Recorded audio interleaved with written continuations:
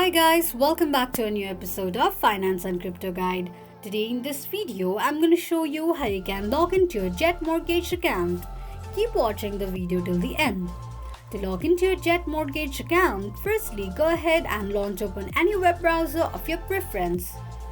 On the search box at the top, type in jethl.loanadministration.com and make a search. You will end up on the login page of your Jet Mortgage account. Enter your username and password associated with your Jet Mortgage account and tap on Login. Click on an eye icon to check if you have entered your password correctly or not. Tick mark on the box that says Remember Me in case if you want your ID to be remembered next time you log in. Also, tick mark on the box to agree to the terms and conditions of Jet Mortgage account. This is how you can log into your Jet Mortgage account quickly and easily just in few steps.